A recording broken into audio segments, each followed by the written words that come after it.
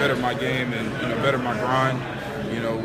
Which I feel like I'm a person that it just helps motivate me. Understanding that where you all have me ranked or whatever that may be, I have to live up and exceed those expectations. You know what I mean? And there's always room for improvement.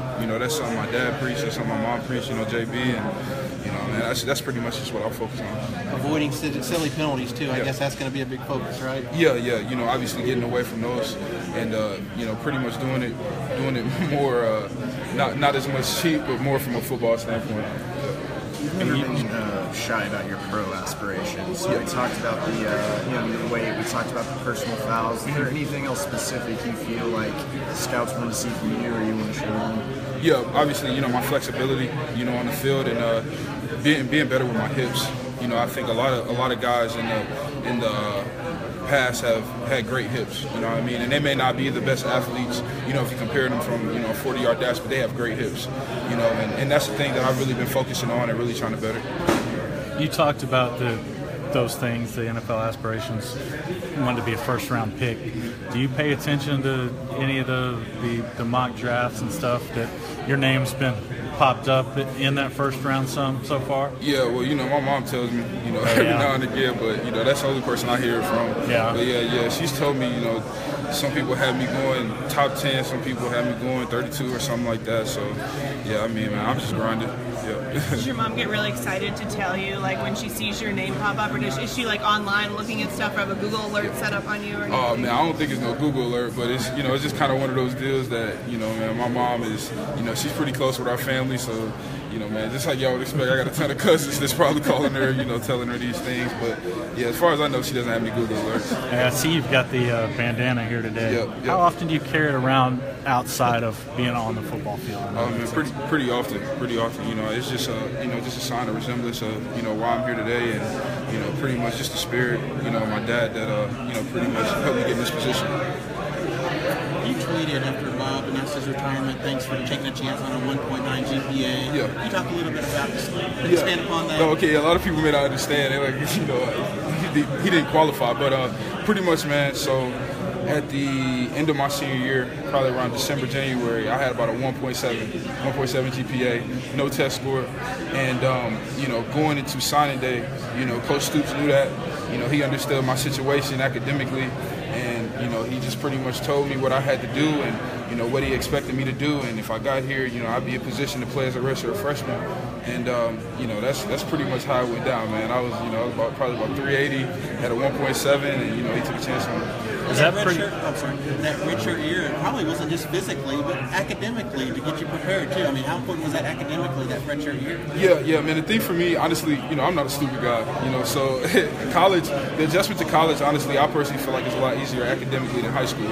For me, coming from, DeMatha Catholic High School, which was pretty complicated, and then going into Peachtree Ridge High School, where we had a block schedule, so we had 4 classes every semester, and it was really different for me. Obviously there was a ton of things that I had to deal with, personally, throughout my time in high school that I feel like made it harder for me to focus, or maybe like a daisical. And obviously I turned it on, towards my senior year, because I graduated with I think it was a 2.4 GPA, and I was able to finish with a high SAT score or ACT score. So yeah.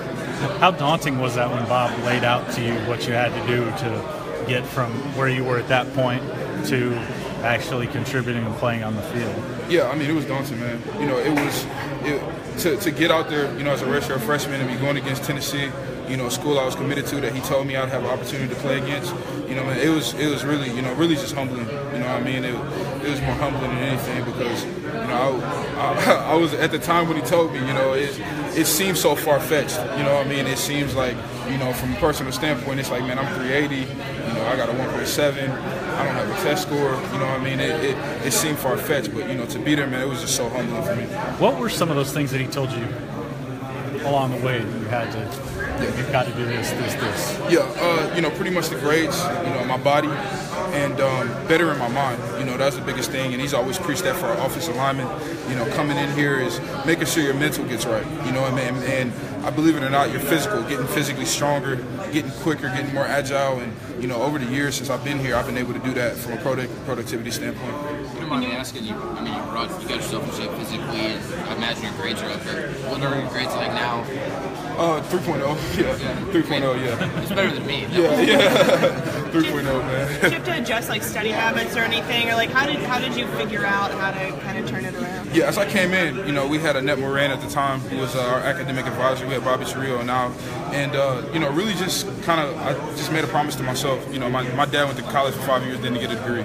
My mom, you know, she didn't go to college, so you know, that was something that I want. You know, I want to get my degree, and you know, I kind of just made that promise to myself that, you know, when I get to college, you know, I'm not gonna, you know, I'm gonna be done with this school stuff, and you know, pretty much I'm taking care of business. How close are you?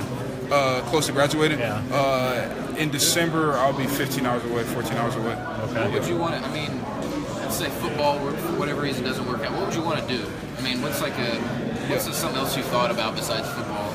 Man, obviously, you know, maybe sports broadcasting, you know, looking at it from the media standpoint, or maybe going into coaching, you know what I mean? But, you know, a lot of things I want to do, you know, from a personal standpoint, that if I do make it, you know, I'm fortunate enough to be an NFL athlete, is, you know, I want to help others, you know, that are in, you know, worse situations, you know, whether that be, you know, kids who have diabetes, or, you know, kids who have lost their parents, you know, and that's kind of like where I want to go in my career, you know, if I make it. But if I don't, sports broadcasting or coaching. Stephen Parker might be able to help you with the sports broadcasting. Yeah, man, he's into it.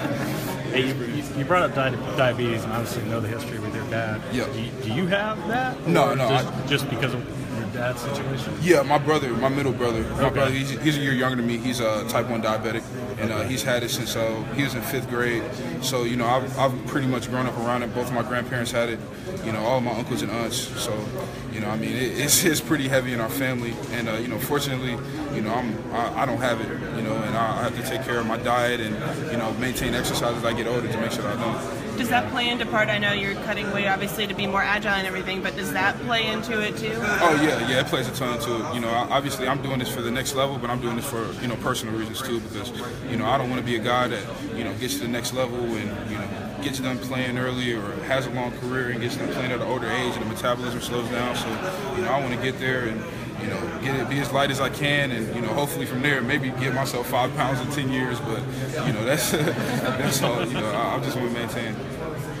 What are some of the things JB's been warning you about this offseason? You know, pretty much everything I said, you know, from a scout standpoint. You know, man, he dissects my game a bunch, and we watch film every day, we talk every day, going over drills every day. And, you know, he's focusing on, you know, obviously the stupid penalties, taking care of those, strengthening my hips, really, you know, becoming a better athlete. And obviously when we cut weight, naturally that's coming. And, you know, obviously better feet. You know, I've always had a punch. It's just something that I naturally learned from my dad, just because, you know, there's a bunch of stuff we focused on. But, yeah, with JB, man, it's been a lot of footwork, a lot of hips, you know, and a lot of kind of understanding angles. How much time did you actually spend with him in person this offseason? Man, we were in there 6-7 days a week. Yeah. Oh, yeah.